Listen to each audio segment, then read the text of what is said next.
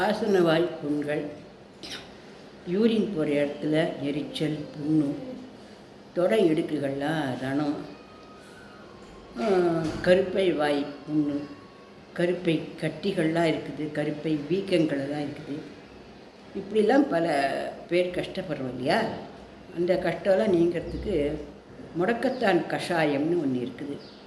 இந்த முடக்கத்தான் கீரையை வாங்கி ஒரு கைப்பிடி நல்லா அலசி மிக்சியில் போட்டு நல்லா அரைச்சி பிழிஞ்சு அதோட ஜூஸ் எடுத்து வச்சுக்கணும்.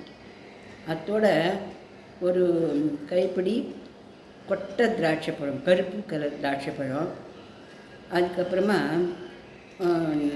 ஊற வச்சு தோல் உரித்த பாதாம் பருப்பு ஒரு 4-5, அப்புறம் ஒரு 50 கிராம் வெல்லம், இது எல்லாத்தையும் போட்டு நல்லா கொதிக்க விட்டு அதில் கொஞ்சம் பால் விடணும். ஒரு 100 மில்லியாவது பால் ஊற்றினா தான் நல்லா இருக்கும். டம்ளர் பால் ஊற்றலாம்.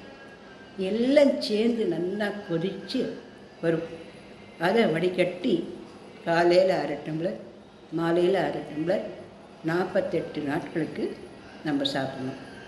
அப்படி சாப்பிட்டு வந்தாக்கா இந்த புண்ணு, பொடி, எரிச்சல், வலி இது எல்லாம் நல்லா குணமாகும். இது பிடிச்சிருந்தால் லைக் பண்ணிக்கோ, ஷேர் பண்ணிக்கோ, சப்ஸ்கிரிப்ஷன்